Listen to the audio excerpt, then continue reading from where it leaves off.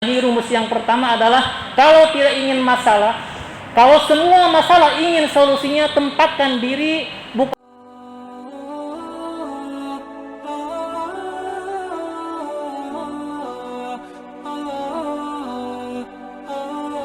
Waktu dan tempat kami persilakan. Assalamualaikum warahmatullahi wabarakatuh. Alhamdulillahilladzi khalaqa Ramadana shawman wa ja'ala ash-shawala 'aidan. Walhamdulillahilladzi khalaqa al-qamara muniran wa ja'ala asy-syamsa sirajan. Asyhadu an la ilaha illallah wa asyhadu anna Muhammadan 'abduhu wa rasuluh. Sayyidul anbiya wa habibur rahman. Allahumma salli ala sayyidina Muhammad wa ala alihi wa ashabihi wa man tabi'ahum bi ihsani minal jinni wal insan.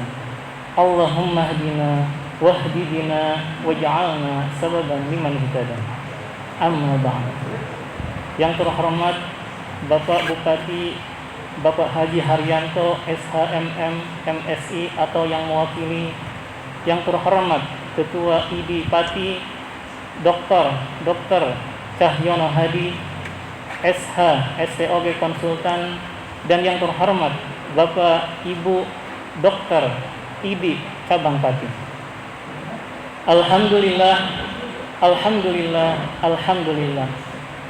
Alhamdulillah atas nikmat besar yang telah Allah berikan dan telah kita rasakan. Namun nikmat terbesar bukanlah kita menjadi dokter, bukanlah kita menjadi bupati, bukanlah kita diberikan sehat, bukanlah kita diberikan kepintaran. Nikmat terbesar adalah kita mampu, kita diberikan rasa syukur, kita diberikan sikap untuk mensyukuri, kita diberi sehat, kita diberi pintar, kita dijadikan dokter, dan kita dijadikan bupati. Walhamdulillah. Salawat serta salam wajib kita sampaikan karena Nabi Muhammad sallallahu alaihi wasallam adalah karena beliau kita pasti masuk surga. Kenapa? Mungkin kita bertanya-tanya, kenapa kita masuk surga berkat Nabi Muhammad? Karena Nabi Muhammad adalah Nabi terakhir, satu-satunya Nabi yang ketika diberikan doa pamungkas, di mana setiap Nabi mendapatkan doa pamungkas seperti ini, namun Nabi Muhammad berkata kepada Allah, "Ya Allah, aku ingin mengakhirkan doa pamungkas ini. Untuk apa wahai Nabi? Untuk apa wahai kekasihku?" Nabi menjawab, "Aku ingin mengakhirkannya nanti pada yaumul qiyamah. Aku ingin semua umatku masuk surga." Masya Allah, la haula wa la quwata illa billah. Oleh sebab itu semua umat Islam yang bersyahadat asyhadu an la ilaha illallah wa asyhadu anna Muhammadar Rasulullah, sebanyak apapun dosanya pasti masuk surga. Nabi Muhammad adalah Nabi yang sangat penyayang. Buktinya apa? Kita dijamin kita mendapat syafaatnya kelak yaumil qiyamah. Nabi Muhammad pula adalah Nabi yang sangat pemaaf. Kalau Nabi lain ketika umatnya tidak beriman, ketika umatnya tidak mau diajak untuk menyembah Allah, contohnya umat Nabi Nuh dikenakan banjir, umat Nabi Lut diazab kena gempa, namun Nabi Muhammad tidak. Salah satu buktinya adalah ketika Nabi Muhammad SAW pergi ke Taif, ke Bani Taif untuk berdakwah, apa yang beliau dapatkan? Cemoohan, ejekan, lemparan batu, lemparan kotoran, ludahan, air ludah. Bahkan Nabi Muhammad sampai berdarah bibirnya. Dan ketika jatuh darahnya, uniknya Nabi Muhammad langsung menangkapnya dengan berkata, "Ya Allah, aku takut darahku menyentuh tanah. Aku takut tanah murka. Aku takut kaum Taif diazab." Bahkan Nabi Jibril datang, "Wahai Muhammad, maukah engkau aku angkatkan gunung, aku lemparkan kepada kaum Taif?" Nabi Muhammad menjawab, "Tidak.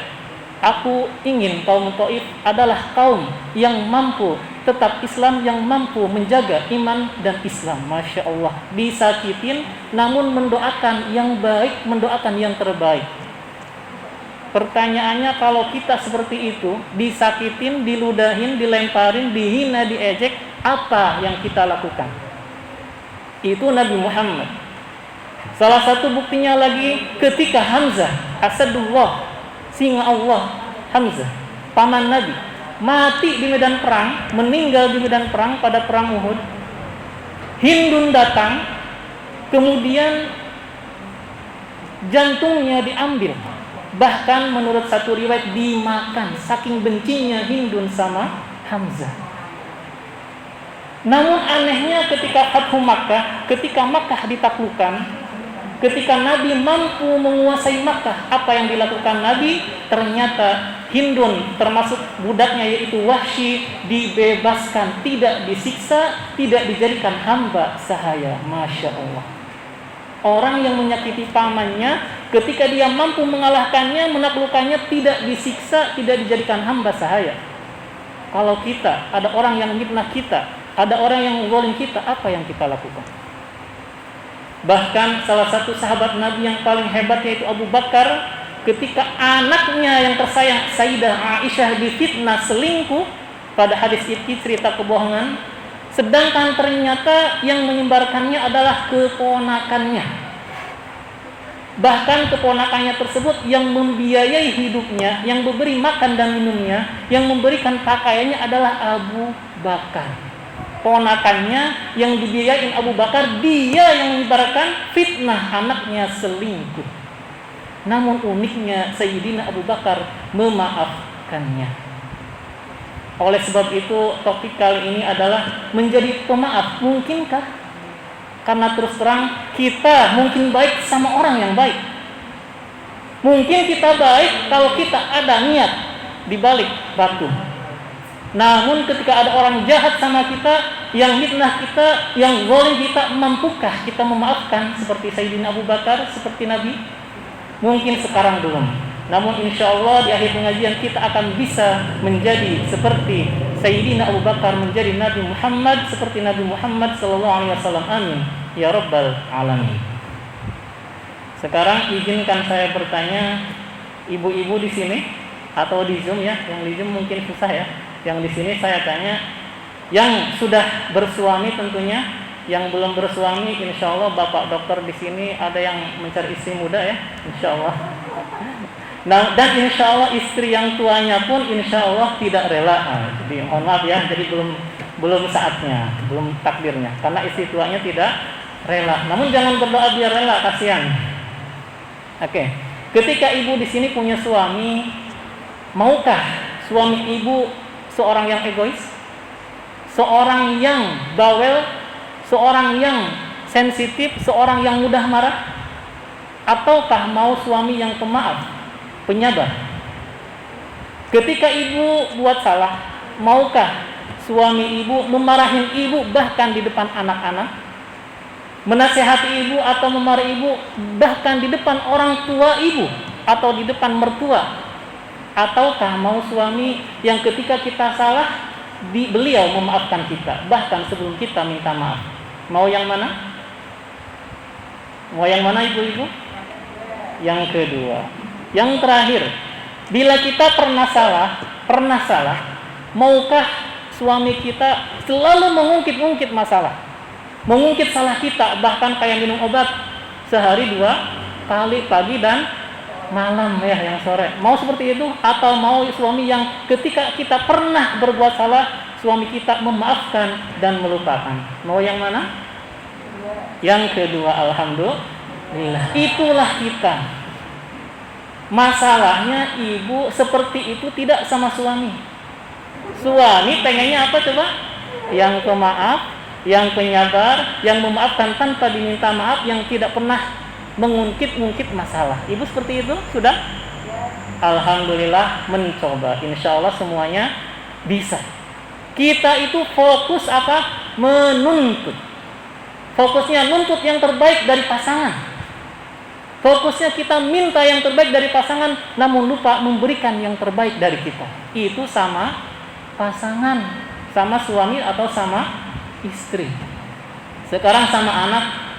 Kita di sini insya Allah sudah punya anak yang sudah nikah ya. Yang belum semoga cepat menikah dan punya anak. Amin ya rabbal alamin. Yang sudah punya anak.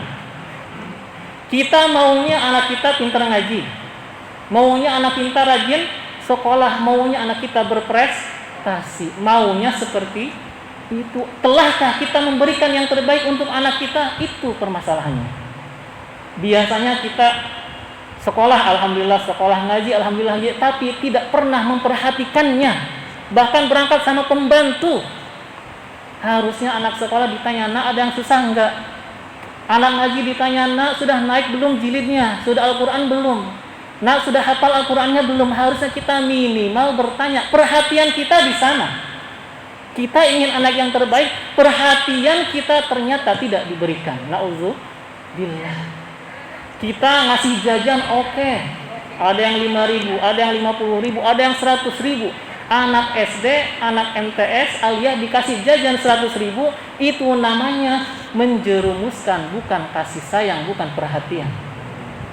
Berilah anak uang jajan sekadarnya. Kalau anak mau berprestasi, apa hadiahnya?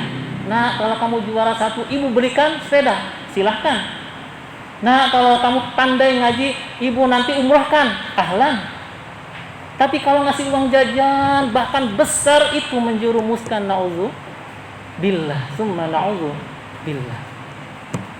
Ibu di sini semuanya, bapak pasti punya anak, ingin yang terbaik, makanya berikanlah yang terbaik dari kita. Jangan hanya menuntut anak kita. Nah, penyabarlah. Nah, ngajilah. Kita nggak pernah ngaji, kita nggak pernah sabar. Berarti kita tidak ada bukti praktek di depan anak kita, tidak ada. Hanya omongan saja. Kapan anak menurutinya? Anak menuruti kalau kita mempraktekannya. Oleh sebab itu kita berdoa semoga kita selaku orang tua mampu memberikan pelajaran dengan praktek kita yang baik sehari-hari. Mampu memperhatikan anak kita. Amin ya rabbal alamin. Itu dengan anak kita hanya menuntut.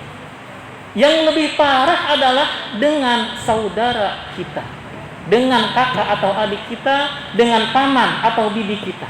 Sering sekali, banyak sekali keluarga yang adik kakaknya musuhan, padahal pas kecil akrab main bareng. Musuhan bahkan bukan hanya bulanan, bahkan bukan hanya tahunan, bahkan bilangnya sampai mati aku tidak ridho, aku tidak rela, aku tuntut nanti di neraka. Na'udzubillah. Sama adik, sama kakak, sama paman, sama bibi seperti itu. Kenapa? Karena kita menuntut dari mereka. Kita harap mereka itu yang minta maaf dulu. Coba kita yang mengalah. Kita harap mereka itu tidak keras kepala. Padahal ternyata kita yang keras kepala. Kita menganggapnya saudara kita, paman kita, bibi kita tuh orangnya yang sombong. Orangnya yang suka menceritakan kesalahan kita. Padahal kita yang seperti itu.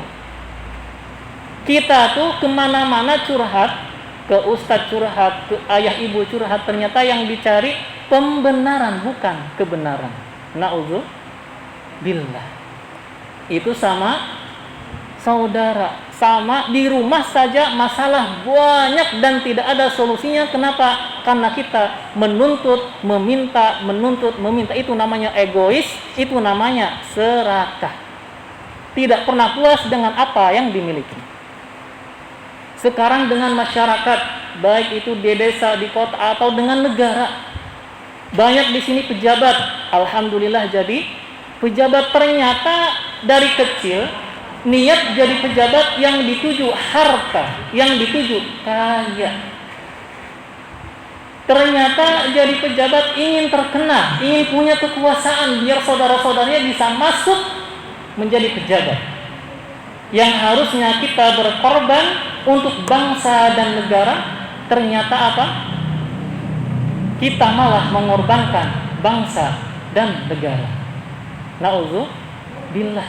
Oleh sebab itu makanya banyak di Indonesia pengadilan di setiap pojok kota, namun keadilan sulit ditemukan. Keadilan sulit didapatkan.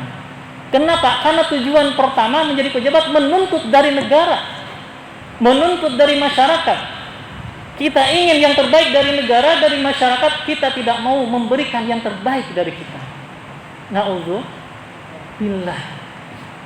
Jadi seperti halnya tadi di awal saya ceritakan kisah Nabi dan sahabat Abu Bakar, maka rumus pertama kita menjadi pemaaf adalah yang pertama, berikan dan lupakan. Rumus yang pertama adalah jangan fokus nuntut dari orang lain, itu namanya serakah, itu namanya egois. Berikanlah pada orang lain yang terbaik dari kita. Harusnya seperti itu. Kalau kita ingat pas kecil, ibu kita hamil 9 bulan, menyusui 2 tahun, ibu kita menyekolahkan kita, ibu kita memberikan pakaian, ayah kita kerja siang malam untuk siapa? Anaknya. Dan ternyata masalah anak dan ibu atau ayah, biasanya ayah dan ibu selalu mengalah. Dan karena ayah ibu selalu mengalah, makanya biasanya anak dan ayah dan ibu tidak ada masalah. Oleh karena itu, jadilah kita yang tidak menuntut, jadilah kita yang mengalah. Seperti halnya Abu Bakar ketika ponakannya yang notabene hidupnya dari Abu Bakar fitnah anaknya dimaafkan. Kenapa? Karena Abu Bakar tidak menuntut ponakannya untuk baik sebab pemberiannya. Kalau kita beda, kita baik sama orang lain, menuntut orang lain itu baik sama kita. Nabi Muhammad ketika berdakwah tidak menuntut orang itu menghormatinya, mengaguminya, meninggikannya, tidak. Nabi Muhammad kasihan sama umatnya, bahkan ketika dia belum beriman, Nabi Muhammad terus mendoakannya. Kalau kita terus menuntut, tidak mau memberikan, kita lihat Fir'aun. Bapak Ibu di sini ada yang kenal Fir'aun? Ada yang kenal Fir'aun? Kenal? Kenal ya? Kenalan di mana, Bu? Sama Fir'aun kenal ya? Kenalannya di mana? Di dunia maya insya Allah. Fir'aun tuh hebat. Bahkan ketika mati pun dia hebat.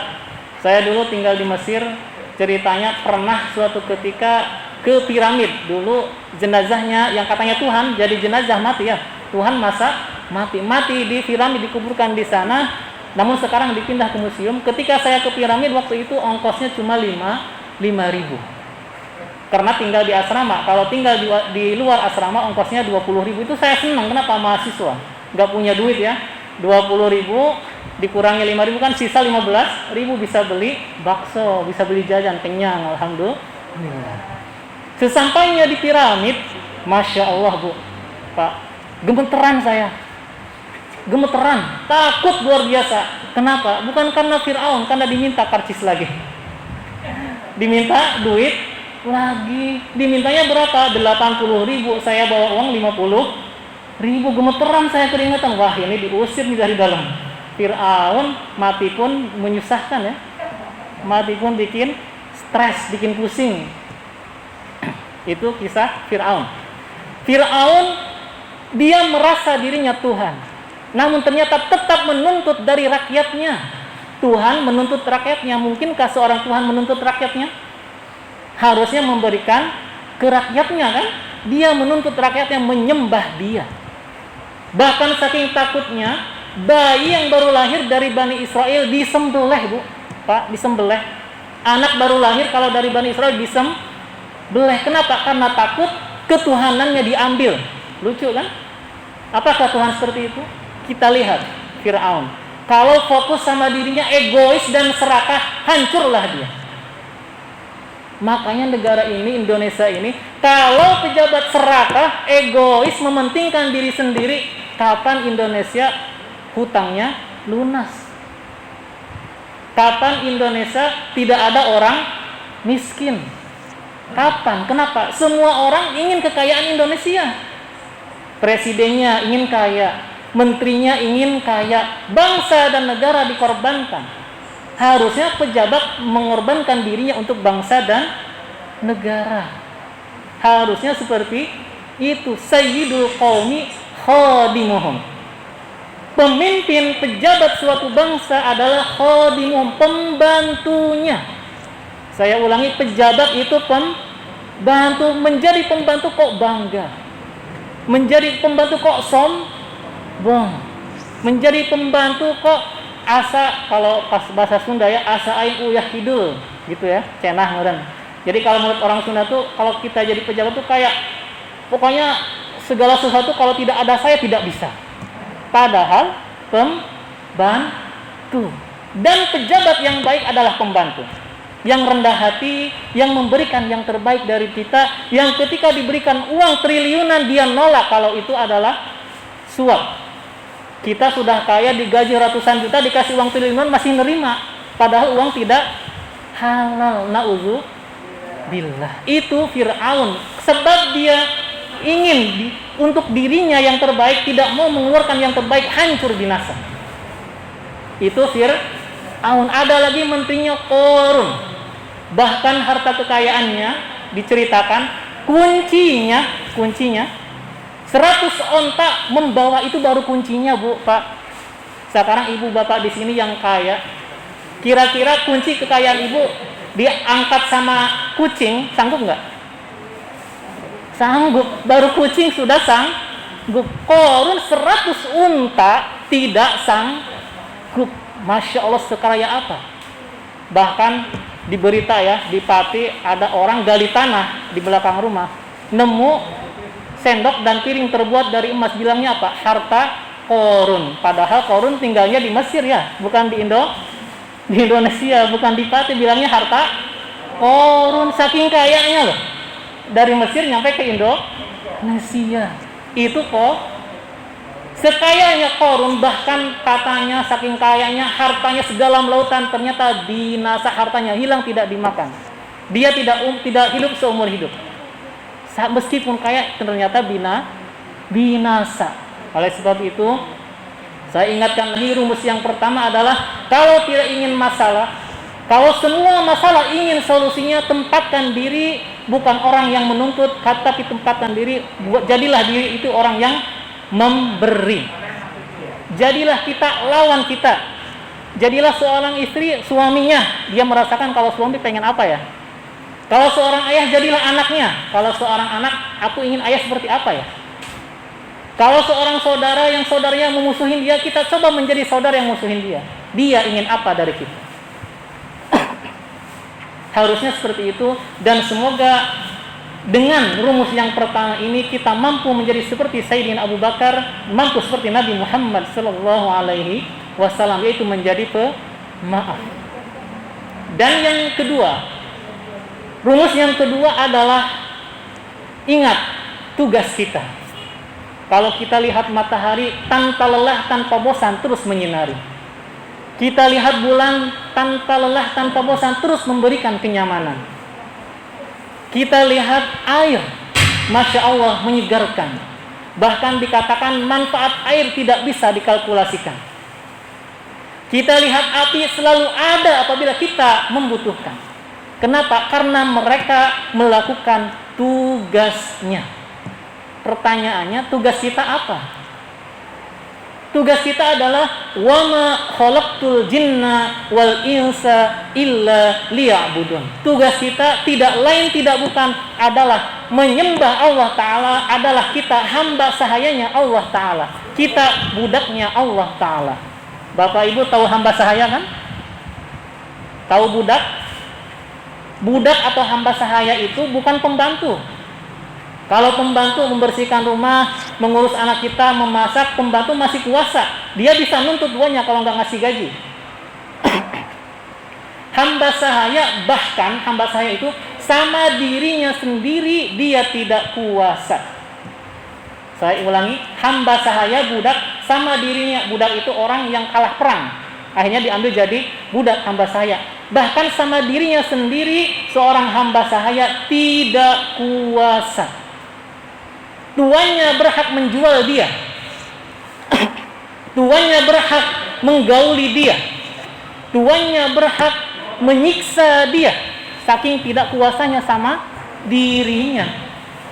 Namun sekarang tidak ada hamba sahaya. Nah, kita sama Allah, kita adalah hamba sahayanya Allah. Kita sama diri kita tidak kuasa. Buktinya apa? Buktinya satu. Kita punya umur, bisakah kita menargetkan umur kita 100 tahun? Bisakah kita minta, ya Allah, aku mau hidup terus selamanya, ya Allah, bisa? Sama badan saja kita tidak kuasa. Degup jantung nih, kira-kira kita yang menggerakkannya atau bukan? Yang menggerakkannya, bahkan nafas yang kita hirup, kita otomatis tanpa disengaja sudah bernafas. Oleh sebab itu, jadilah kita hamba sahayanya Allah yang apa? Yang untuk dirinya dia tidak kuasa. Yang nomor 2, hamba sahaya yang bahkan untuk keinginannya, untuk kepuasan dirinya, dia tidak pernah memikirkan. Saya ulangi, untuk keinginannya, untuk kepuasan dirinya, dia tidak pernah sekalipun memikirkan. Kenapa? Karena yang dipikirkan adalah keinginan tuannya, kepuasan tuannya. Kita sama Allah, na'udzubillah. Kita sama negara, na'udzubillah, sama orang lain, sama anak, sama pasangan, minta terus. Hamba saya itu sama keinginan tidak punya, tidak memikirkan, yang dipikirkan tuannya. Kita harusnya yang dipikirkan Allah. Sekarang Bapak Ibu di sini kerja 8 jam, kerja 12 jam. Gara-gara kerja, sholat lupa, na'udzubillah. Berarti apa? Kerja untuk keinginan dirinya. Mana waktu kita untuk Allah? Sekadar sholat 5 waktu saja, mana? Kita lihat PNS datang kerja, tugasnya itu cuma checklist absen. Habis itu duduk, ngerokok, ngobrol, tidak melakukan tugasnya. Berarti apa? Keinginannya, inginnya santai, inginnya enak. Padahal seorang hamba tidak punya keinginan. Kita selaku manusia, tugas kita satu, hamba sahayanya Allah. Tugas kita apa? Menghamba kepada Allah, berbakti kepada Allah. Kita bahkan sama diri kita tidak punya. Bahkan kita tidak pernah menginginkan kita, untuk kita tidak pernah. Semua hanya untuk Allah. Ini kita minta kaya, minta sukses, minta anak hebat, semuanya karena diri sendiri. Tidak masalah minta kaya, minta sukses, namun tujuannya untuk Allah, untuk akhirat. Namun tujuannya untuk Allah Ta'ala. Unik memang. Sekarang yang diminta sama Allah apa? Dalam suatu hadis dikatakan, la yu'minu ahadukum. La yu'min, tidak beriman, na'udzubillah. Kita, Bapak Ibu, dianggap tidak beriman. La yu'minu hatta yuhibba li akhihi ma yuhibba li nafsihi. Sampai kita mencintai saudara kita, sampai kita mencintai negara kita, seperti hanya kita mencintai diri kita.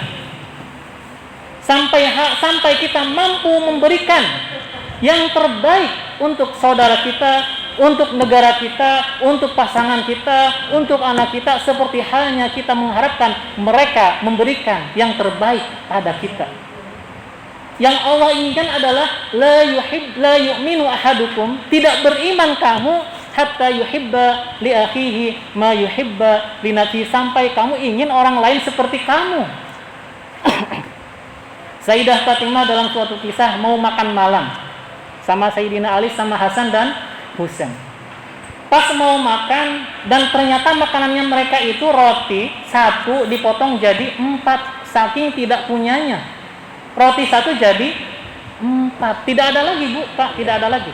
Saking sederhananya Fatimah, saking sederhananya Ali, dia tidak pernah menabung, yang hari itu ada, hari itu makan. Kalau tidak ada, besok kerja. Namun ternyata ketika mau makan ada tok. Ada pengemis minta makan, belum makan. Apa yang dilakukan? Semuanya diberikan.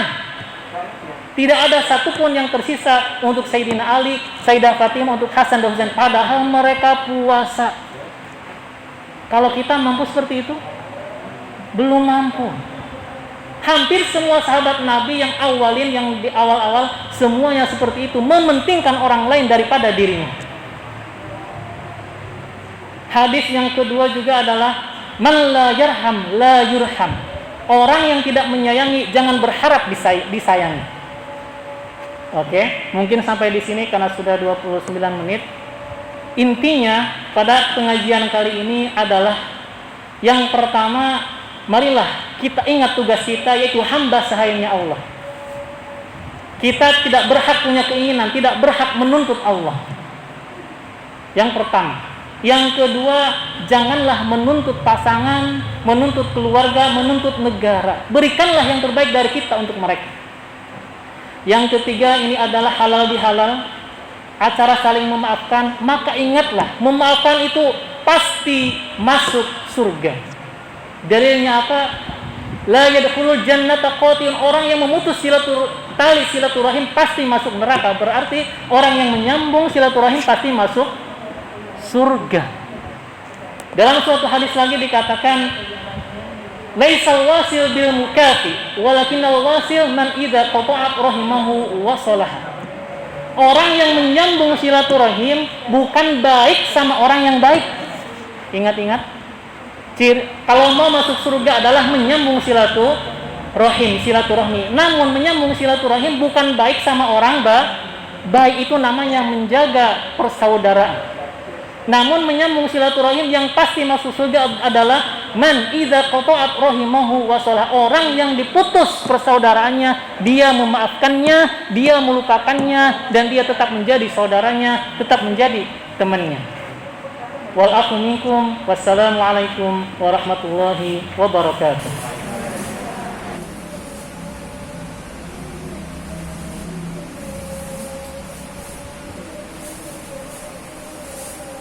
Acara selanjutnya yaitu dilanjutkan sesi tanya jawab. Kepada seluruh Bapak Ibu teman sejawat, apabila ada pertanyaan bisa langsung raise hand. Silakan Bapak Ibu teman sejawat.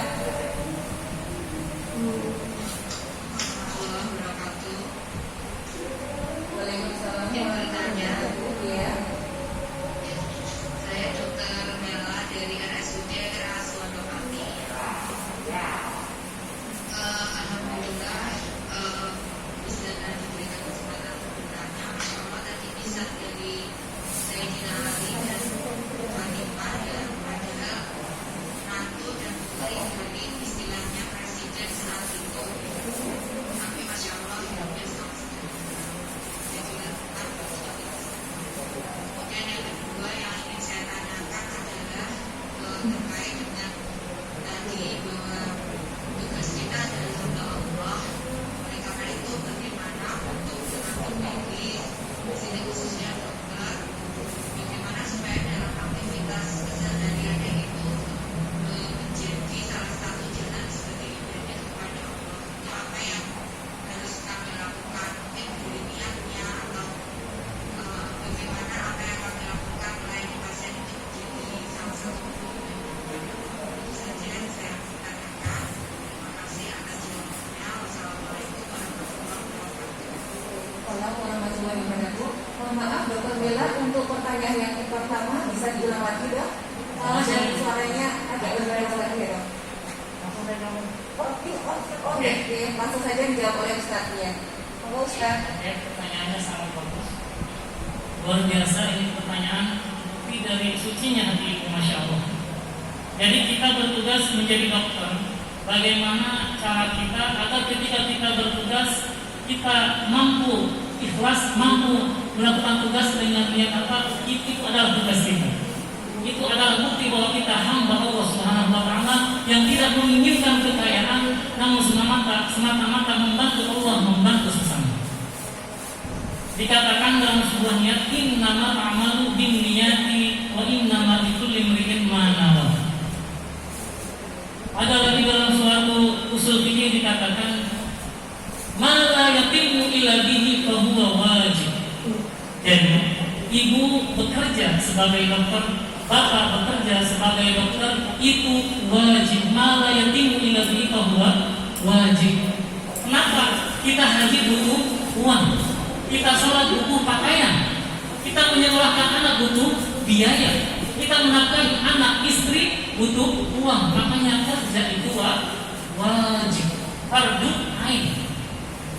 Namun yang sering kita lupakan, ketika kita kerja kita lupa Bismillahirrahmanirrahim atau kita lupa niat. Ingat, Bismillahirrahmanirrahim itu kalam Allah, bukan kalam kita. Sebab Bismillah, hewan yang disembelih yang tadinya haram jadi halal. Sebab Bismillah, minuman yang kita minum bisa kita nikmati pahalanya di surga, Masya Allah. Jadi sebab Bismillah makan ibu jadi barokah. Sebab Bismillah ketika ibu beli pakaian jadi berkah. Makanya ketika kerja minimal Bismillah, maksimal pakai doa. Bismillahirrahmanirrahim, Allah la haula wala quwwata illa billah. Dan itu adalah perisai, itu adalah vaksin antibody.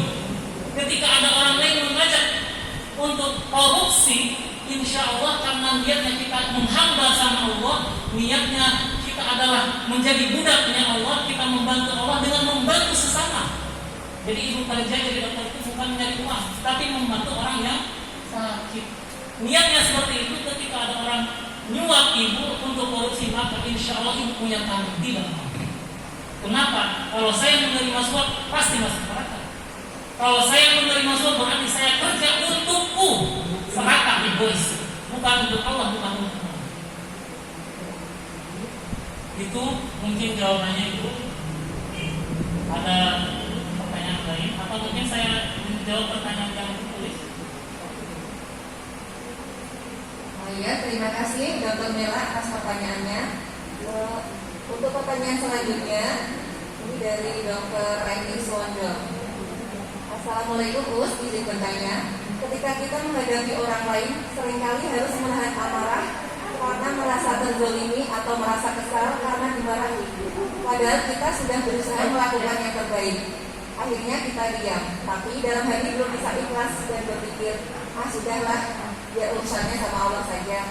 Bagaimana agar bisa ikhlas dan tulus memaafkan? Pertanyaan yang luar biasa. Bagaimana ketika ada orang memarahi, padahal kita sudah baik, sudah merasa benar, namun ternyata masih dimarahi. Ada poin yang pertama, kebanyakan kita tuh selalu merasa benar. Kenapa? Karena kita memandang diri sendiri dulu, tidak memandang orang lain yang marah dulu. Jadi untuk yang pertama, rumusnya adalah selalu menganggap salah meskipun merasa benar, meskipun benar. Bahkan meskipun benar merasa diri tetap salah. Terus ada hadis Nabi, suatu ketika Abu Bakar dimarahi, dicaci, dihina sama orang Makkah, orang Quraisy. Nabi Muhammad dipikir Abu Bakar dia hanya tersenyum, kemudian ketawa. Namun ketika Abu Bakar membalas orang yang marah, Nabi Muhammad pergi. Nabi Muhammad tidak mau di sebelahnya Abu Bakar lagi. Ternyata ketika sudah selesai, Abu Bakar menghampiri Nabi dan bertanya, wahai Nabi, kenapa Anda ketika saya dihina Anda di sampingku? Ketika saya membalas hinaan Anda malah pergi. Harusnya kan sebagai seorang teman mendukung sahabatnya, betul? Ya kan? Namun Nabi ketika Abu Bakar membalas malah pergi. Nabi menjawab, ketika ada orang menghina kamu, memarahi kamu, malaikat datang mendoakan kamu. Masya Allah, pasti masuk surga, malaikat yang doain. Ketika Abu Bakar membalasnya, malaikat pun kabur, setan datang. Kalau setan datang, apa yang terjadi? Permasalahan yang tadinya ringan jadi susah, jadi sulit. Bahkan mungkin terjadi saling bunuh. Oleh karena itu ingatlah, rumus masuk surga adalah apa? Yang kita mampu berbuat baik, mampu memaafkan, bahkan terhadap orang yang zalim sama kita. Jadi kalau ibu atau bapak dimarahi oleh atasan, padahal perasaan sudah benar, maka yang pertama anggaplah diri salah. Itu agar kita sedikit-sedikit ikhlasnya ada.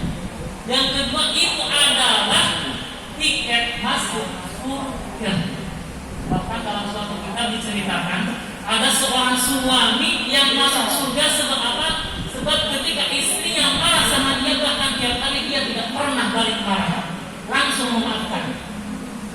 Suatu ketika Imam Abu Hanifah, kalau tidak salah, dia tiba-tiba ingin pergi ke suatu kota, misalkan ke Pati. Ketika datang di Pati, Imam Abu Hanifah ingin sholat malam, namun ternyata masjid sudah ditutup. sudah ditutup karena sudah tiba-tiba ada orang lewat, wahai orang tua, karena sudah tua, Anda mau apa? Orang tua bilang saya mau wudhu, saya mau sholat, kamu mesti dikunci. Oke, silakan ke rumah saya. Abu Bakar ke rumahnya, dijamu di rumahnya. Ketika ngobrol, orang tersebut bilang, mimpi saya, keinginan saya, cita-cita saya adalah bisa bertemu Imam Abu Hanifah dan makan bersama. Kalau zaman sekarang kita mungkin bisa makan sama ustaz yang terkenal atau sama presiden dan makan bersama, itu mimpinya. Masya Allah, Abu Hanifah langsung bilang, saya lah Imam Abu Hanifah. Berkat apa? Ketika marah istrinya, dia tidak pernah marah, tidak pernah balas marah. Jadi itu adalah tiket masuk surga. Kalau berhasil pasti masuk surga. Agak jelas gimana gitu? Itu tiket masuk surga. Yang kedua, posisikan diri kita meskipun benar kita merasa saya nyambut.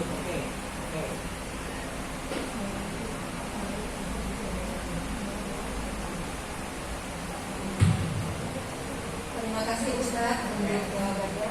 Pertanyaan berikutnya yaitu dari Dr. Rita Aryani, Puskesmas Jaya. Assalamualaikum, izin bertanya Ustaz, bagaimana hukumnya apabila kita sudah berusaha meminta maaf, tetapi tetap tidak dimaafkan? Terima kasih pertanyaan yang bagus. Kita sudah minta maaf, tetapi tidak dimaafkan. Ingat, tugas kita itu meminta maaf. Kenapa? Karena dengan rasa ingin meminta maaf berarti kita merasa salah dan itu mahal. Tidak semua orang merasa salah. Bisa dipastikan semua orang merasa benar. Ketika kita ada rasa mau minta maaf berarti itu udah 100%, udah luar biasa. Kita merasa salah. Ketika tidak dimaafkan, tetaplah kita berbuat baik. Tetaplah kita datang ke rumahnya kalau Idul Fitri. Tetaplah kita memberi hadiah. Bahkan dikatakan dalam suatu hadis, ketika kamu keluar rumah ingin minta maaf membawa hadiah, maka dijamin masuk surga. Jadi tugas kita cuma minta maaf, dan kita jangan marah ketika dia tidak maafin. Tugas kita hanya minta maaf. Tugas kita memberikan yang terbaik untuk dia, bukan menuntut dia memaafkan kita.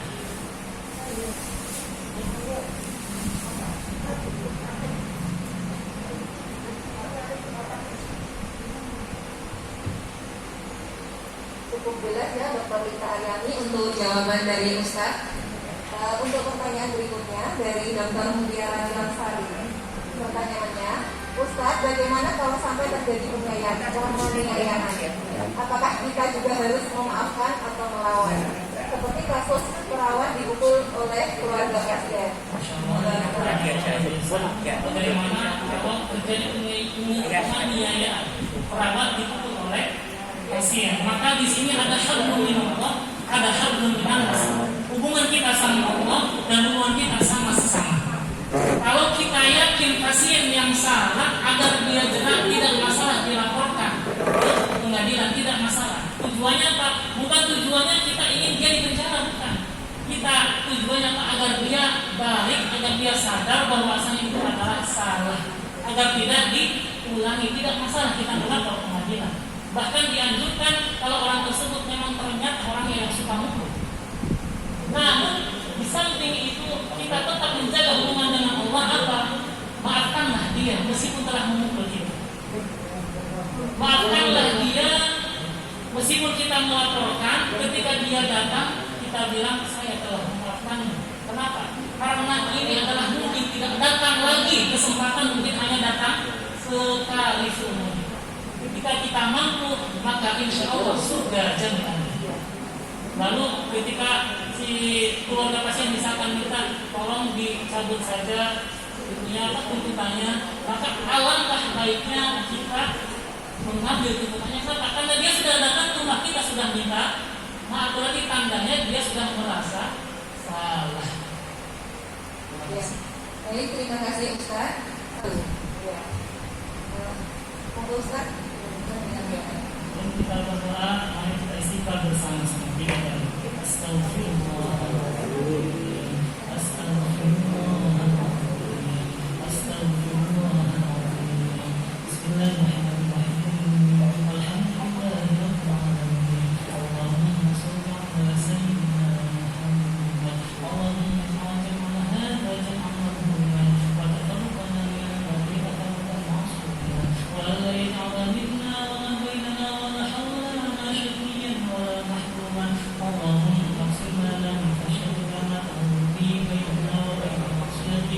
ومن طاعتك ما تبلغنا بها جنتك ومن اليقين ما تهون به علينا مصائب الدنيا ومتعنا بأسماعنا وأبصارنا وقوتنا ما أحييتنا واجعله الوارث منا واجعل ثأرنا على من ظلمنا وانصرنا على من عادانا ولا تجعل مصيبتنا في ديننا ولا تجعل مصيبتنا في ديننا ولا تجعل الدنيا أكبر همنا ولا مبلغ علمنا ولا تسلط علينا من لا يرحمنا اللهم لا تدع لنا ذنبا إلا غفرته ولا هما إلا فرجته ولا مريضا إلا شفيته ولا مريضا إلا شفيته ولا جهلا إلا علمته ولا عسرا إلا يسرته ولا عيبا إلا سترته ولا حاجة من حوائج الدنيا والآخرة إلا يسرتها وقضيتها برحمتك يا أرحم الراحمين ربنا ظلمنا أنفسنا وإن لم تغفر لنا وترحمنا لنكونن من الخاسرين ربنا آتنا في الدنيا حسنة وفي الآخرة حسنة وقنا عذاب النار وصلى الله على سيدنا محمد والحمد لله رب العالمين. Alhamdulillahirrahmanirrahim. Terima kasih Ustaz Jegan atas tausiahnya. Semoga apa yang telah Ustaz sampaikan bisa memberi manfaat kepada kami dan menjadikan kami pribadi yang lebih baik lagi.